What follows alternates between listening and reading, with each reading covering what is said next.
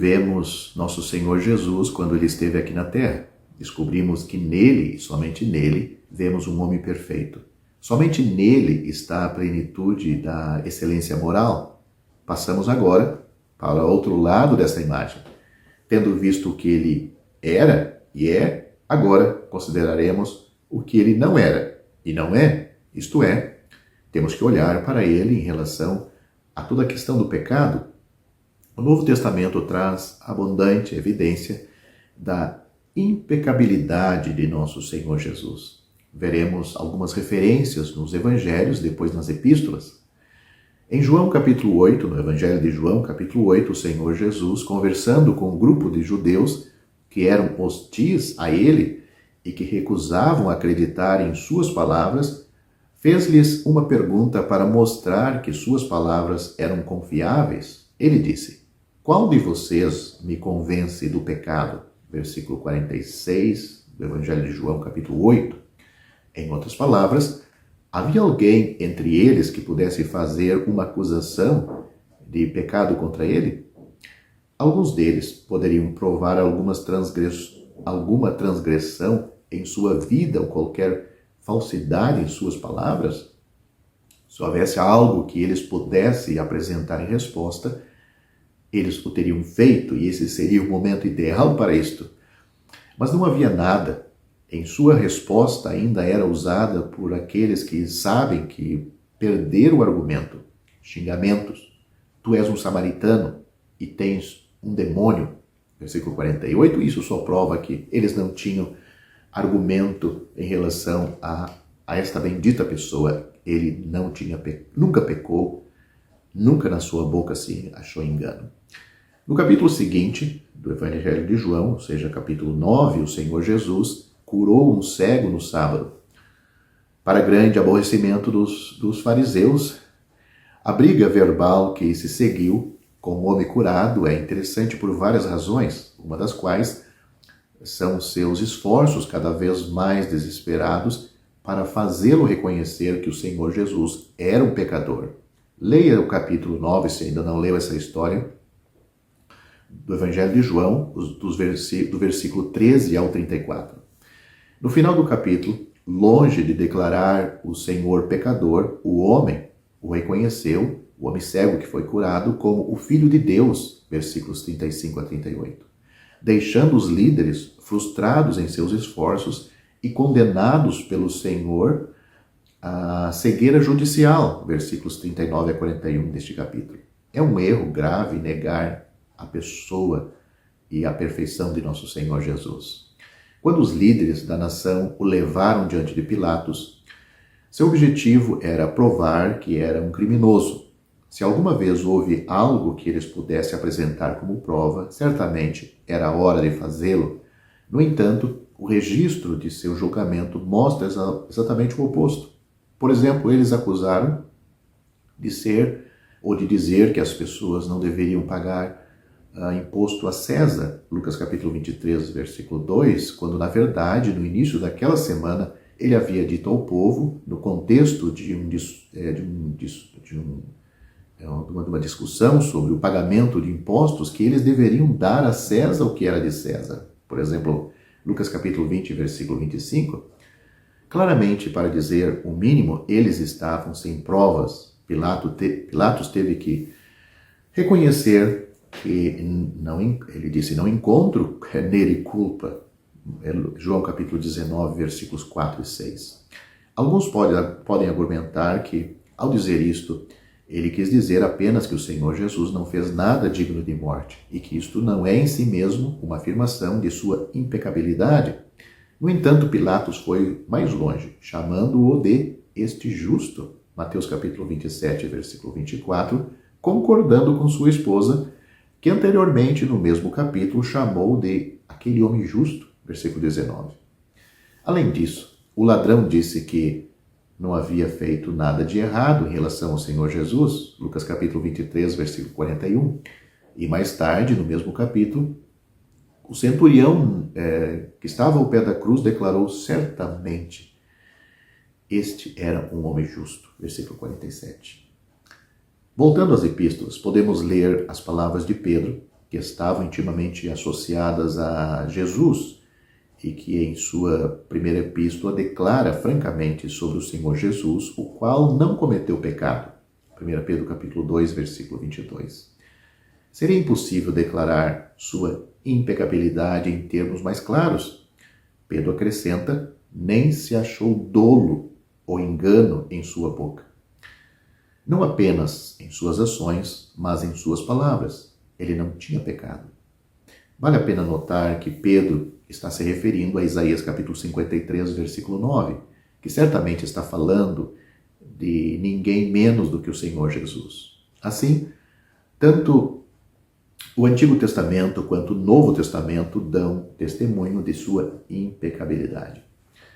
No capítulo anterior, capítulo 1 de Pedro, do apóstolo Pedro, da sua primeira epístola, Pedro o comparou a um cordeiro sem defeito e sem mancha. Capítulo 1, versículo 19, claramente aludindo à Páscoa, na qual o israelita devia levar um cordeiro sem defeito. Êxodo capítulo 12, versículo 5. Qualquer cordeiro que tivesse algo que o tornasse menos do que perfeito não poderia ser selecionado.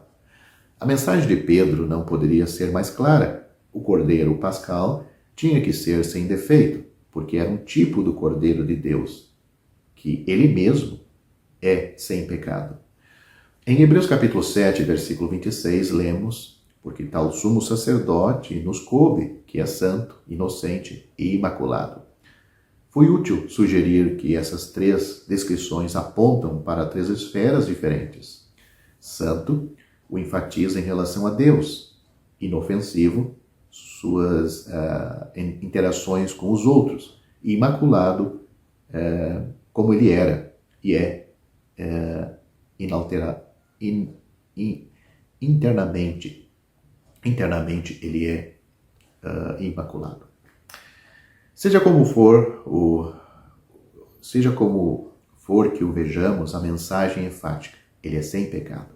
Paulo, em 2 Coríntios capítulo 5, versículo 21, diz que ele não conheceu o pecado. Ele não tinha nenhum conhecimento pessoal com isto. Ele era um total estranho à iniquidade. Isso não significa que ele não sabia da existência do pecado ou que ele não entrou em contato com pecadores.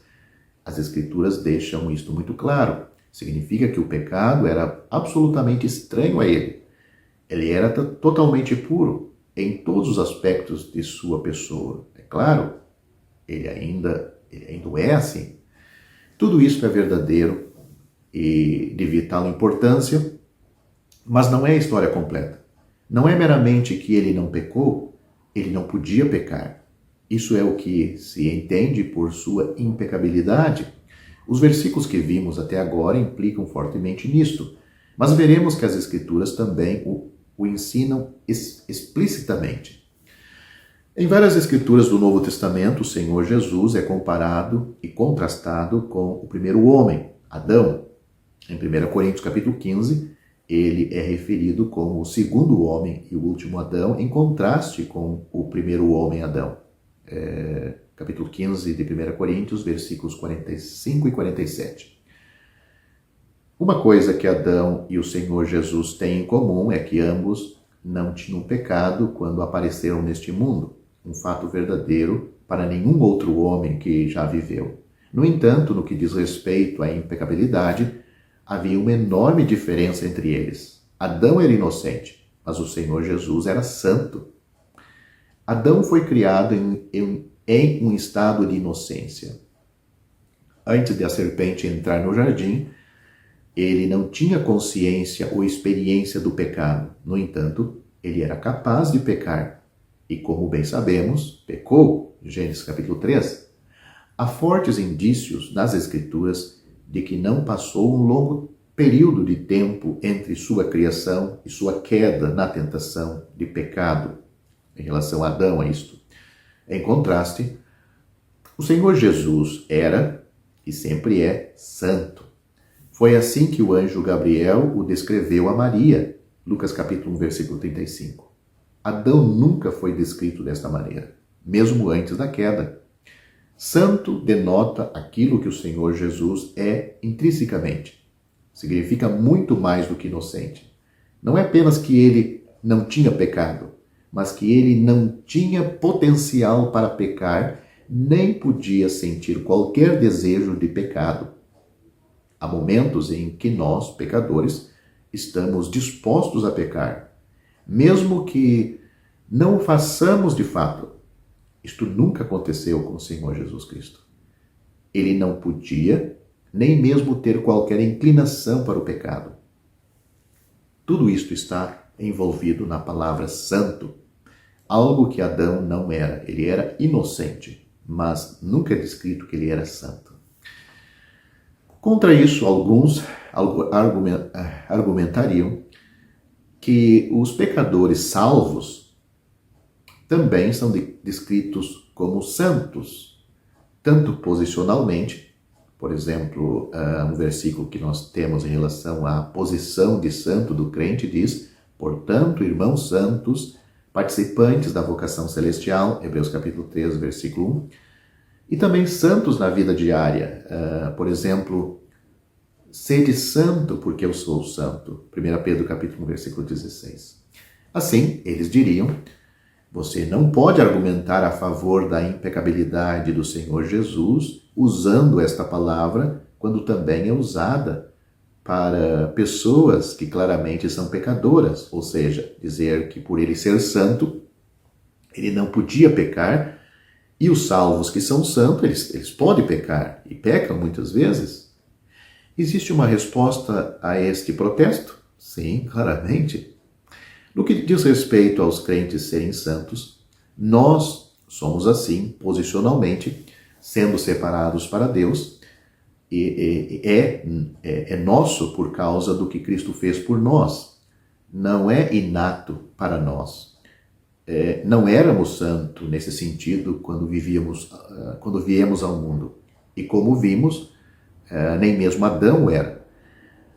Nossa santa posição nos foi comunicada, nos foi dada. Em contraste, o Senhor Jesus é e sempre foi inteiramente santo. Na medida em que qualquer crente pode ser descrito como santo na prática, isto é, na melhor das hipóteses, verdade apenas em um sentido relativo. Devemos ser santos, em contraste com os incrédulos, e nos tornamos mais santos. Mas, mesmo o crente mais santo, não está livre do pecado ou da capacidade de pecar. Somente o Senhor Jesus é santo no sentido absoluto. Olhando as coisas de outro ponto de vista, a impecabilidade do Senhor Jesus é uma consequência necessária de sua divindade. Vimos, isso foi num vídeo anterior, que ele é Deus e que sua divindade não foi diminuída por sua vinda ao mundo, tomando a forma humana. É impossível para Deus pecar, como muitas escrituras afirmam. Considere apenas uma. Deus não pode ser tentado pelo mal, nem tenta a homem algum. Tiago capítulo 1, versículo 13. Esta é uma afirmação absoluta e sem reservas. É tão verdadeiro para o filho quanto para o pai. E era tão verdadeiro quando ele estava na terra como era antes de vir, ou agora que ele voltou para o céu. A ideia de que Cristo poderia reter sua divindade e ainda assim ser capaz de pecar é insustentável. Alguém pode objetar nesse sentido: você está defendendo a impecabilidade do Senhor Jesus com base no fato de que Deus não pode ser tentado pelo mal? Também lemos que Deus não se cansa, por exemplo, Isaías capítulo 40, versículo 28, ou dorme, Salmo capítulo 121, versículo 4, mas o Senhor Jesus ficou cansado e dormiu. Então, eles podem dizer: você não pode afirmar que o Senhor é impecável com base em como Deus é. No entanto, essa objeção é baseada em uma falha em distinguir entre atributos morais e aqueles que são meramente físicos. Como vimos em vídeos anteriores, quando o Senhor Jesus veio ao mundo, ele reteve plenamente todas as características morais de Deus, submetendo-se a condições que constituem parte integrante da experiência humana, como cansaço e sono. Portanto, é válido tomar as declarações que são verdadeiras de que Deus moralmente, como sendo verdadeiro para ele, enquanto outras relacionadas às coisas físicas não são. Leia com cuidado, se você tem dúvidas sobre isto, 1 Timóteo capítulo 6, versículo 16. Consideramos a impecabilidade do Senhor Jesus contrastando-o com Adão e como consequência de sua divindade. Ambos se reúnem em Isaías capítulo 6, onde Isaías vê o Senhor num alto e sublime trono. Todo o tom desta passagem é de absoluta santidade. Os serafins cobriam seus rostos e pés e clamavam com temor: Santo, Santo, Santo é o Senhor dos Exércitos. Versículos 2 e 3. João capítulo 12, versículo 41, nos diz que foi o Senhor Jesus que Isaías viu naquele momento. Assim, aqui temos testemunho tanto de sua absoluta santidade quanto de sua divindade. De ambos os pontos de vista, sua impecabilidade está impressa em nós. O próprio Senhor falou de sua impecabilidade em João capítulo 14, versículo 30. Note o que ele diz: Vem o príncipe deste mundo, e nada tem em mim. O príncipe deste mundo é, sem dúvida, Satanás, e podemos ter certeza de que ele viria para atacar. Para que tal ataque fosse bem sucedido, o diabo precisava encontrar algo no Senhor sobre o qual pudesse trabalhar. Mas não havia nada no Senhor Jesus que pudesse, de alguma forma, estar de acordo com os desejos de Satanás. Nada que seu inimigo pudesse usar para fazê-lo tropeçar, para desviá-lo de seu caminho. Esta declaração dos lábios do próprio Salvador vai além de afirmar que ele não pecou e não pecaria. Mostra que não havia nada nele que pudesse responder à tentação de pecar.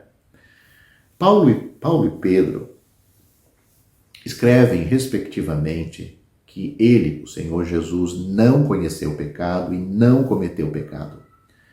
Há uma declaração paralela do apóstolo João, quando ele diz: nele não há pecado. 1 João capítulo 3, versículo 5. Todas as três declarações são muito preciosas, mas é a de João que mostra inequivocamente a impecabilidade do Senhor Jesus. Não é apenas que ele nunca teve um pensamento pecaminoso e que ele nunca cometeu um ato pecaminoso, é muito mais, pois não há nada de pecado nele. O pecado, o princípio pecaminoso, a natureza pecaminosa, nele não existe. Notamos também que não é nele não havia pecado, mas nele não há pecado. João está afirmando uma verdade atemporal. Sempre que olhamos para Jesus, passado, presente, futuro, eternamente, nele não há pecado. Outras declarações de João em outras partes deste capítulo apontam para a mesma conclusão. João diz a respeito do Senhor Jesus: ele é puro, versículo 3. Ele é justo, versículo 7. É altamente apropriado que tudo isto venha da pena de João, aquele que se apoiou em seu peito, Evangelho de João, capítulo 21, versículo 20, e que estava o mais próximo possível do coração do Senhor. Assim, ele escreveu a partir de uma experiência pessoal, íntima, e sem dúvida guiado pelo Espírito Santo. O escritor aos Hebreus, falando da conveniência do Senhor Jesus Cristo para ser nosso grande sumo sacerdote, ele diz: porque não temos um sumo sacerdote que não possa compadecer-se das nossas enfermidades, das nossas fraquezas, mas em tudo foi tentado como nós, mas sem pecado. Hebreus capítulo 4, versículo 15. Ele podia simpatizar, ou ele pode simpatizar conosco nas provações que enfrentamos nesta vida, pois ele as experimentou pobreza, fome, sede, cansaço, dor, tristeza, luto ou luta, ser odiado, incompreendido e rejeitado e muito mais. Ele sabe o que é ser tentado. No entanto, há uma diferença crucial entre sua experiência e a nossa, como indicado pelas palavras sem pecado ou pecado à parte. Essas palavras não significam meramente que ele emergiu de suas tentações sem pecar, embora isso seja verdade. Não, eles mostram algo mais profundo. Ele nem mesmo era susceptível à sedução do pecado. Os tipos de tentação que enfrentamos são os mesmos que ele enfrentou, com esta notável exceção: o pecado não podia ser uma tentação para ele. Satanás veio a ele para tentar fazê-lo pecar, mas ao contrário de nós, não havia possibilidade de ele, Jesus, ceder aos esforços de Satanás. Nós e todos os outros que já viveram foram tentados pelo pecado. Ele não tem. Sua experiência concorda com a nossa de muitas maneiras, mas não nisto. Aqui temos a grande verdade de sua impecabilidade. Em Romanos capítulo 8, versículo 3, Paulo dá uma bela descrição de sua vinda para lidar com o pecado. Deus enviou o seu próprio Filho em semelhança de carne pecaminosa. A frase em semelhança de carne pecaminosa resume o fato de que ele veio como um homem real, mas distinto de outros homens, pois ele é sem pecado. Paulo não diz que ele veio em semelhança de carne. Tal frase seria uma negação da realidade de sua humanidade. Nem diz que ele veio em carne pecaminosa. Isto significaria que ele veio da maneira como nós, com uma natureza pecaminosa. Paulo evita a sugestão de qualquer uma dessas ideias errôneas nesta frase. Diz, em semelhança de carne pecaminosa. Ou seja, sua humanidade é real.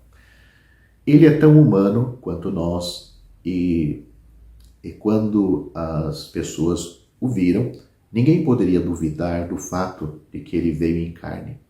No entanto, a correspondência para nós não estava completa. Ao contrário de nós, ele não veio na carne do pecado. Nascemos pecadores, ele não. Podemos pecar e pecamos, ele não podia e não o fez. Ele foi, é e sempre será impecável.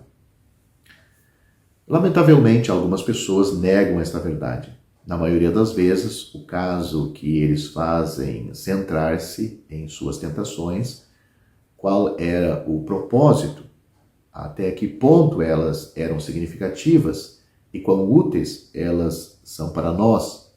É com dor que nos voltamos para considerar seus pontos de vista, acreditando, como nós, que é desonroso para este abençoado santo até mesmo sugerir que ele tinha o potencial para pecar. No entanto, os crentes enfrentarão seus argumentos e é necessário examiná-los. O inimigo usa destes argumentos que ofendem ao nosso Senhor e sem dúvida ofendem a cada crente que ama o seu Senhor e reconhece pelas Escrituras que as verdades ditas até aqui a respeito dele são verdades.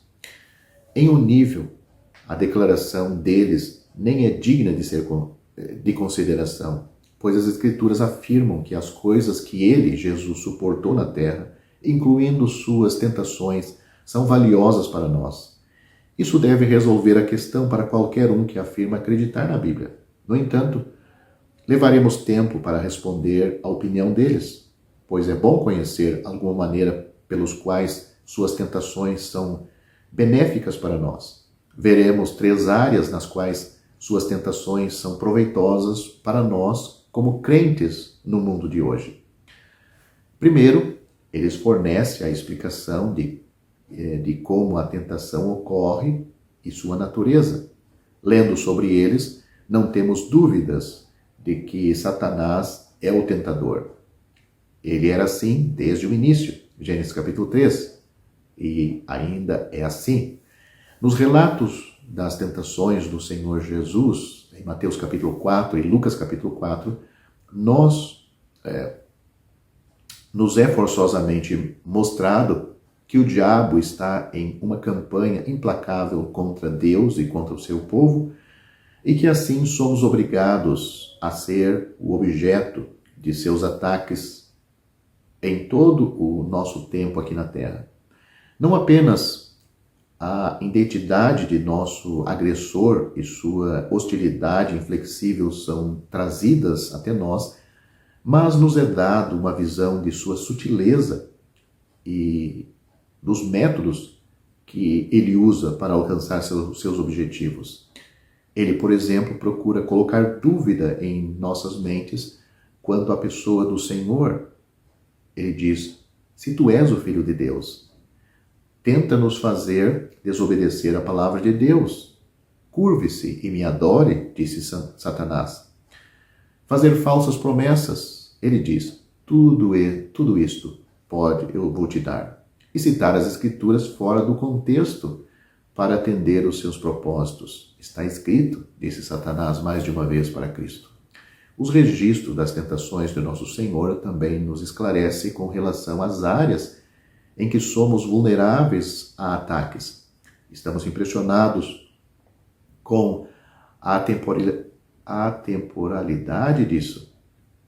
Como muitas vezes foi apontado, as 3 tentações de nosso Senhor correspondem às 3 características que Eva observou no fruto: bom para comer, agradável aos olhos, desejável para dar entendimento. Gênesis capítulo 3, versículo 6. E as 3 coisas que João dizem serem do mundo: a concupiscência da carne, a concupiscência dos olhos e a soberba da vida. 1 João capítulo 2, versículo 16. A tentação de transformar pedras em pão corresponde ao bom para comer e à luxúria da carne. A vista da tentadora dos reinos do mundo relaciona-se com agradável aos olhos e a concupiscência dos olhos. A tentação de pular do pináculo do templo se assemelha a desejar para dar entendimento e a soberba da vida. Assim, embora não houvesse possibilidade de o Senhor Jesus sucumbir a essas coisas, elas, no entanto, fornecem instruções sobre os ataques do diabo contra nós. Segundo, eles apresentam um exemplo de como responder à tentação. O Senhor é exemplo em sua citação e obediência à palavra de Deus em tempo de tentação. A cada passo, as tentações, ou a tentativa de Satanás de fazê-lo desobedecer, são repelidas com 3 palavras poderosas: está escrito.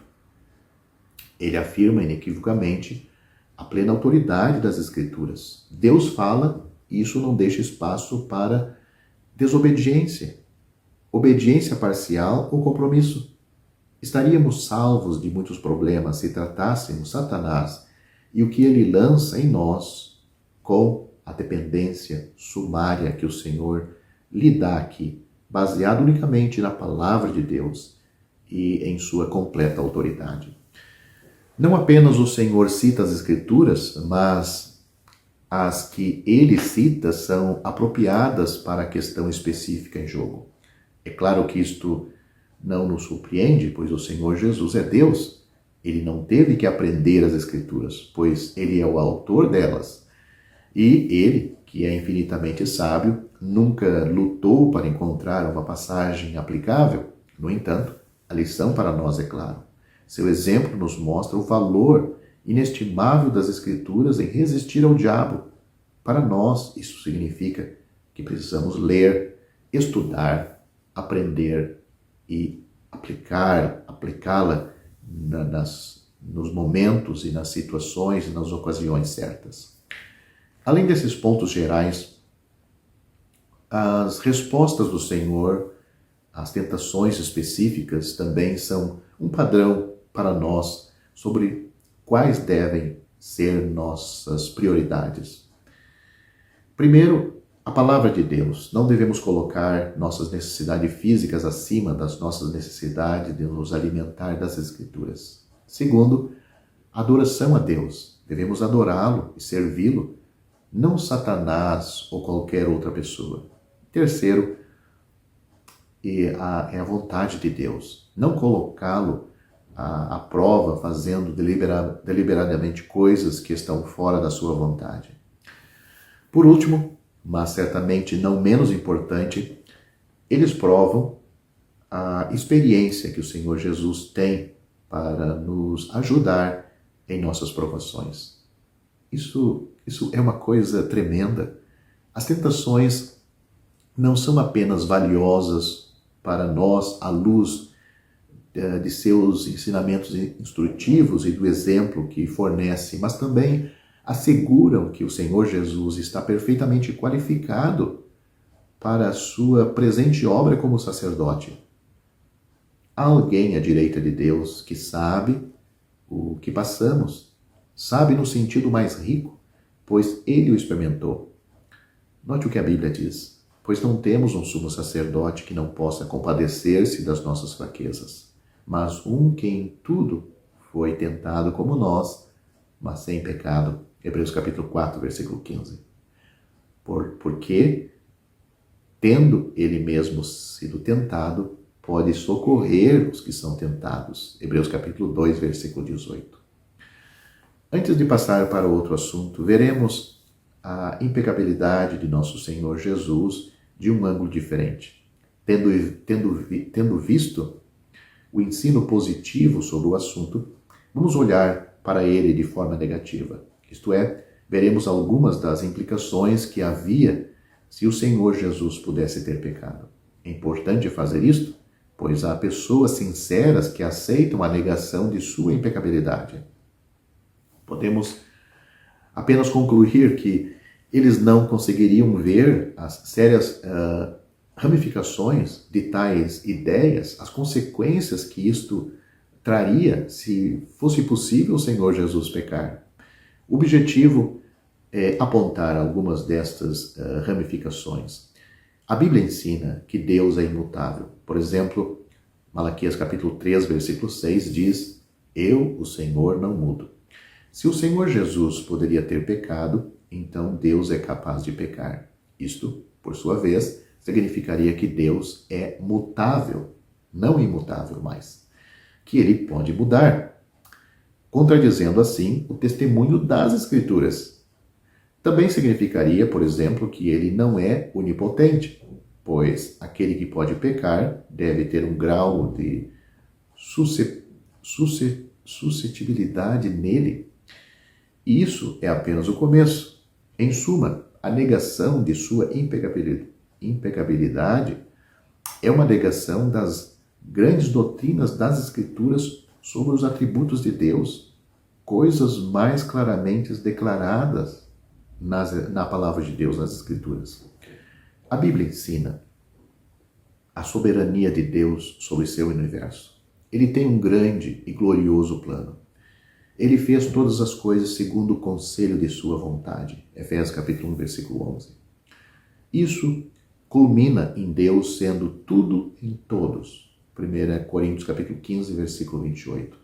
Nada pode inviabilizar este grande programa divino, como muitas escrituras, como Isaías capítulo 46, versículos 9 a 13, ensinam. O centro desse programa é nosso Senhor Jesus Cristo, sua pessoa e sua obra.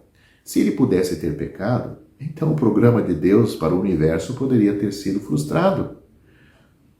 É impensável que Deus tivesse um propósito que poderia ter falhado. Aproximando-se de nós mesmos, a salvação das almas dependesse da impecabilidade do Senhor Jesus, como seria? Se ele pudesse ter pecado, então haveria a possibilidade real de Deus enviar seu Filho ao mundo para salvar homens e mulheres apenas para que o plano de salvação se desfizesse, porque o Senhor Jesus poderia a qualquer momento sucumbir à tentação. Assim, teríamos o cenário em que Deus poderia ter falhado. e onde teríamos perecido. E quão repugnante, terrível é esse pensamento.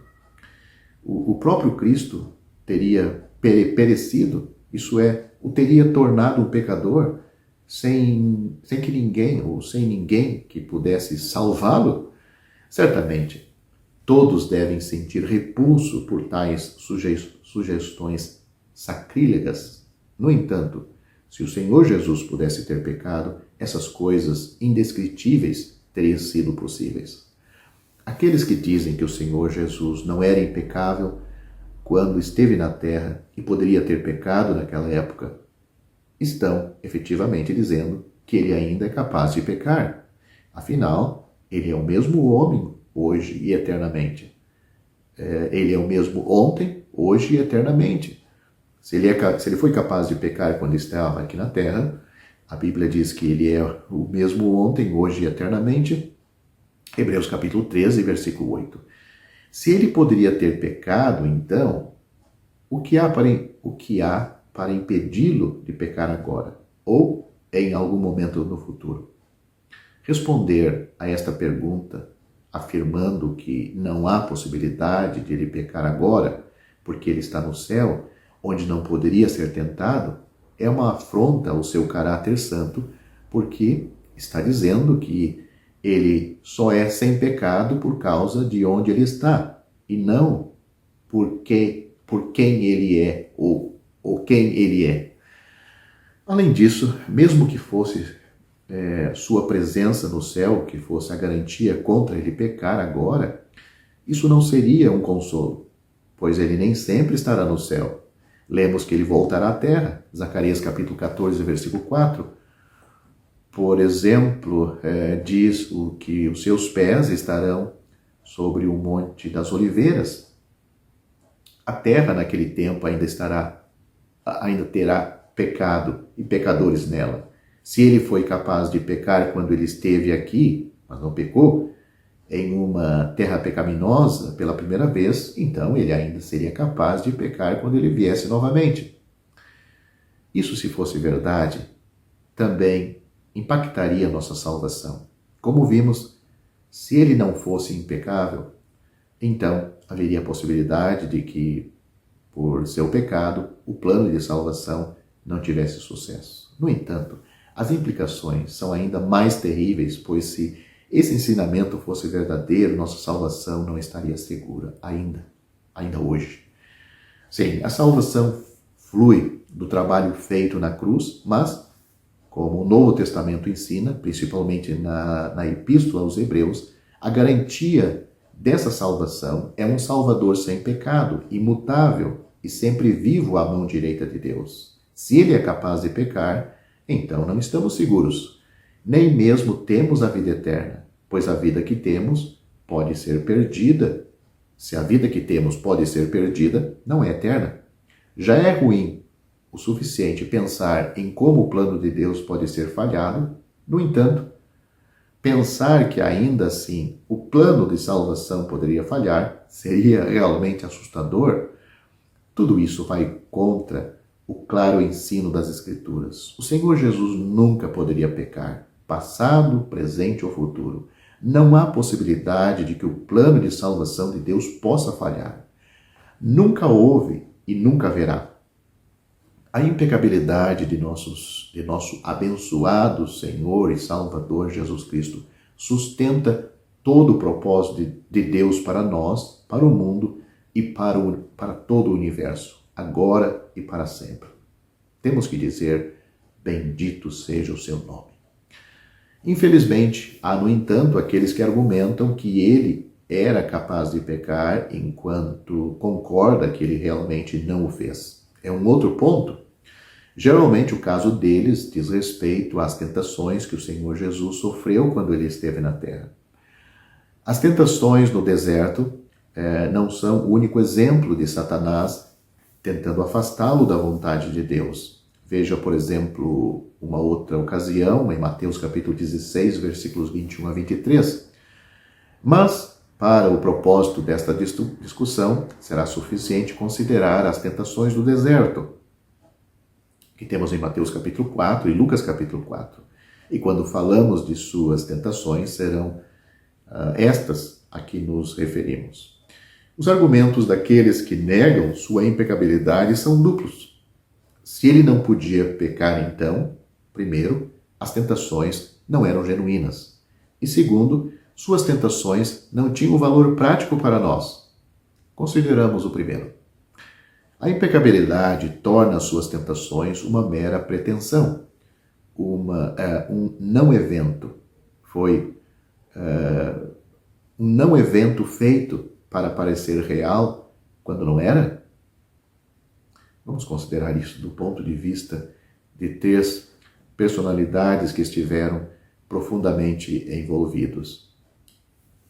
Seja qual for o evangelho que lemos, Mateus capítulo 4 ou Lucas capítulo 4, onde nós temos a história da tentação, fica claro, pelas palavras e ações de Satanás, que ele acreditava que poderia induzir o Senhor Jesus a pecar e que estava fazendo todos os esforços para fazê-lo. Além disso, nós lemos, tendo o diabo acabado com toda a tentação, afastou-se dele por um tempo. Lucas capítulo 4, versículo 13. Isso indica que, embora ele tenha falhado em seus projetos, ele não desistiu, estava ganhando tempo, aguardando outra oportunidade. As tentações eram muito reais no que dizia respeito às intenções do inimigo. As tentações faziam parte do propósito de Deus para seu filho. Por exemplo, lemos que ele foi levado pelo Espírito Santo ao deserto para ser tentado pelo diabo, Mateus capítulo 4, versículo 1. Nem é preciso dizer que o propósito de Deus era muito diferente do de Satanás. Deus nunca tenta fazer alguém pecar, porque Deus não pode ser tentado pelo mal, nem tenta homem algum, Tiago capítulo 1, versículo 13. Nem estava tentando seu filho para ver se ele pecaria, não. No que diz respeito a Deus, as tentações não eram para determinar se o Senhor Jesus podia pecar, mas para demonstrar que ele não podia. Isto é diferente. E é isto que Deus estava mostrando e demonstrou claramente. Alguns que não aceitam a impecabilidade de Cristo levantam a seguinte objeção nesta situação. Se ele não pudesse pecar, as tentações não teriam sentido. Eles só podiam ter sido um teste válido se houvesse a possibilidade de ele sucumbir na tentação, mesmo que ele não tenha sucumbido ou tenha cedido. No entanto, é incorreto dizer que um teste é válido apenas se houver possibilidade de falha. Considere um metalúrgico com uma amostra de um metal precioso que ele sabe ser genuíno. Para assegurar aos outros este fato, ele fará testes que confirmam sua verdadeira identidade. Se, tendo observado os testes e seus resultados conclusivos, alguém se recusar a se convencer, alegando que a pessoa que realiza os testes já sabia que era aquele metal, sua objeção dificilmente seria considerada válida. Da mesma forma, as tentações demonstram o verdadeiro caráter do Senhor Jesus Cristo. O fato de haver apenas um resultado possível, já conhecido por Deus, não invalida de forma alguma o teste. E a experiência do próprio Senhor Jesus. O fato de ele não poder render-se tornou as tentações irreais, ou pelo menos mais fáceis para ele? Vamos analisar isto. Aqui estamos pisando em solo sagrado. Então, com muito cuidado e reverência, faremos alguns pontos para mostrar que, longe de tornar a experiência mais fácil, sua impecabilidade tornou as tentações mais difíceis do que seriam para pecadores como nós. Para muitos de nós, quando estávamos em nossos pecados, antes da salvação, ser tentado não nos causou grande preocupação. Agora que somos salvos, é uma experiência muito mais dolorosa. Tome um exemplo simples. Muitos incrédulos não se importam com a tentação de usar linguagem obscena, mas uma vez salvo, ele acha tal tentação profundamente angustiante. Isso porque ele agora é um filho de Deus, habitado pelo Espírito Santo e tendo o desejo do próprio Deus de viver uma vida santa. A tentação é, portanto, uma coisa muito mais dolorosa para ele do que era antes. Se a tentação é desagradável para os pecadores salvos, é o que nós somos, né? Quão incomensurável, quanto maior, mais deve ter sido para o nosso bendito Senhor, que é inerentemente santo. Experimentar a vinda de seu arqui-inimigo, procurando induzi-lo a fazer o que lhe é totalmente repugnante, o que era repugnante para o Senhor Jesus, por ele ser santo, teria sido indescritivelmente mais abominável para ele do que jamais poderia ser. Olhando por outro ângulo, uma pessoa que cede rapidamente à tentação não sofre muito com a tentação. É claro que sofrerá as consequências de ter cedido, mas isto é outra questão. A pessoa que resiste às investidas do inimigo sofre mais nas tentações do que aquela que sucumbe prontamente. No Senhor Jesus, e somente nele, isto é visto em sua plenitude. Ele, sendo impecável, é a única pessoa que suportou todo o peso da tentação. Ao contrário de nós, ele não conseguiu e não poderia sair disso ao entregar-se a isto. Ele suportou sua carga ao máximo. Assim, ao contrário da ideia de que suas tentações não eram reais, ocorre o contrário. Sua impecabilidade, longe de tornarem reais suas tentações, tornou-as mais difíceis do que qualquer coisa que já conhecemos. Então, qualquer que seja o ponto de vista que o vejamos, as tentações de nosso Senhor eram realmente reais.